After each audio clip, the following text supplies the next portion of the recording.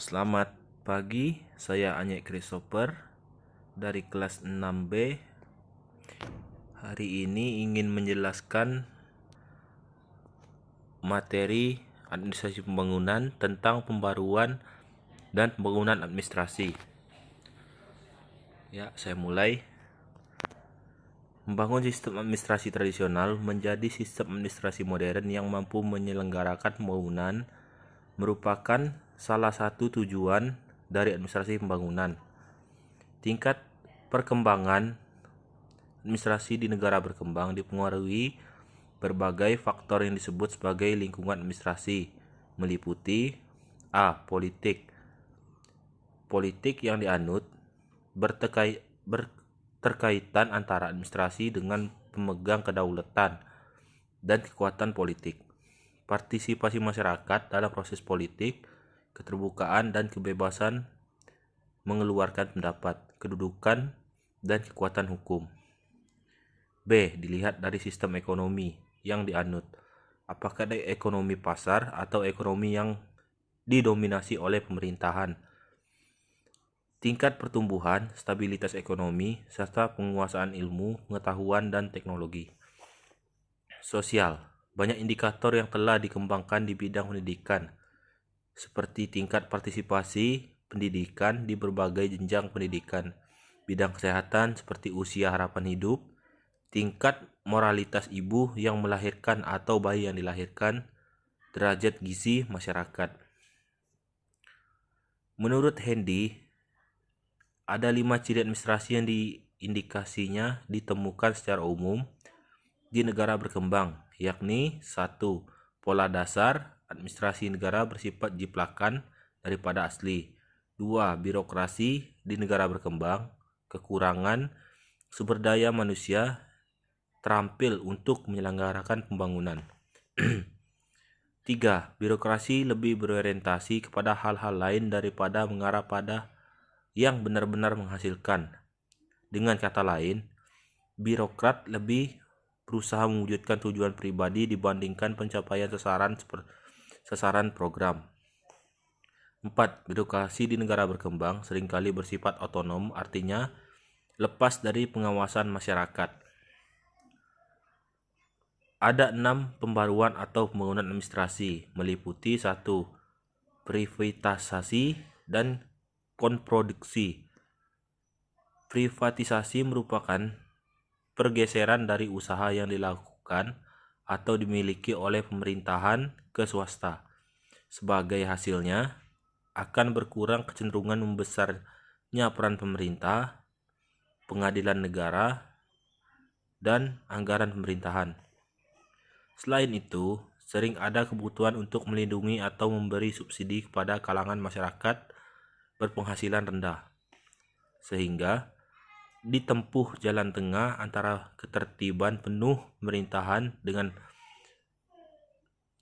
privatisasi, yakni mengontrakkan berbagai kegiatan pemerintahan kepada pihak lain yang mampu. Pengalaman atau pendapat yang dilakukan usaha bersama antara pemerintah dan swasta, hal ini disebut dengan koproduksi atau koproduksi Chayden 1991. Dengan kata lain, privatisasi dan produksi merupakan bagian dari usaha besar atau mengurangi investasi pemerintah dan pengaturan yang birokratis. 2. Debirokratisasi merupakan usaha perampingan dan penyederhanaan birokrasi publik.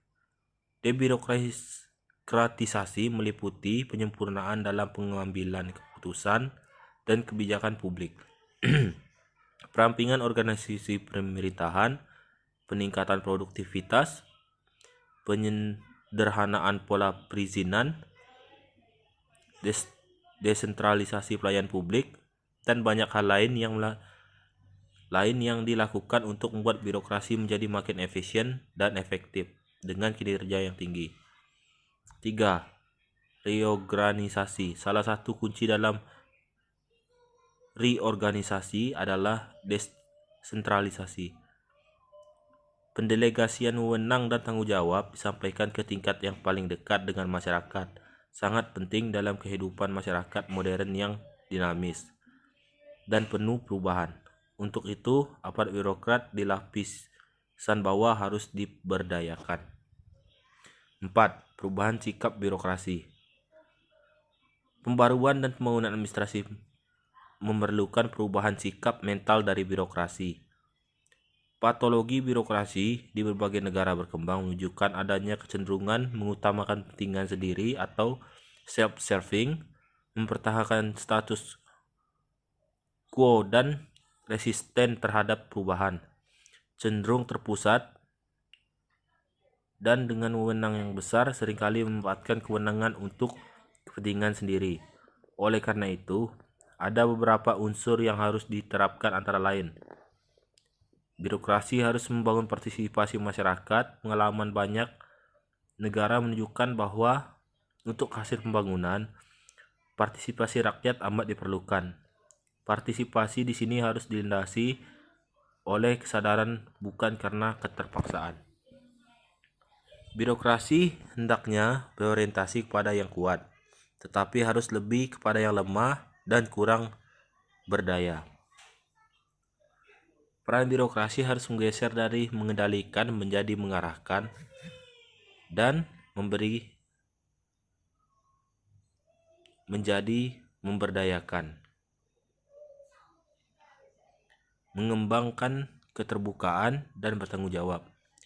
5. Etika birokrasi. Birokrasi harus terdiri atas manusia-manusia yang berkarakter. Karakter yang dilandasi sifat-sifat kebijakan akan menghasilkan kebijakan-kebijakan yang menguntungkan masyarakat dan mencegah tujuan menghalalkan segala cara. Karakter ini harus ditunjukkan dengan menghayati nilai-nilai kebenaran dan kebijakan yang mendasar. 6. Deregulisasi dan regulisasi. Upaya deregulisasi sebagai penyesuaian terhadap globalisasi akan membuka persaingan secara leluasa. Yang kuat dan mampu akan lebih mampu memanfaatkannya dibanding dengan yang lebih lemah. Aset produktif makin terkonsentrasi pada kelompok atau wilayah yang terbatas. Oleh karena itu, untuk menegakkan ekonomi pasar yang menggerakkan kegiatan ekonomi diperlukan deregulisasi, sedangkan untuk mengatasi kesenjangan diperlukan regulisasi, yakni melindungi dan memberikan kesempatan bagi yang lemah dan tertinggal untuk bertumbuh. Menurut William, untuk melakukan pembaruan administrasi seringkali mengalami berbagai hambatan seperti kurangnya kesadaran atau pengetahuan mengenai betapa buruknya kinerja administrasi atau bagaimana perbaikan harus dilakukan. Perubahan yang diperlukan untuk perbaikan dapat tantangan dari birokrat yang sudah mampan dan ingin mempertahankan kemampuannya. Saran, rencana, atau program penyempurnaan administrasi acap kali terlalu umum, kabur dan tidak jelas, serta sulit diterapkan secara konkret. Terkait dengan hal itu, mereka harus bertanggung jawab atas perubahan, tidak terlalu memahami apa yang terjadi atau apa yang harus dilakukan.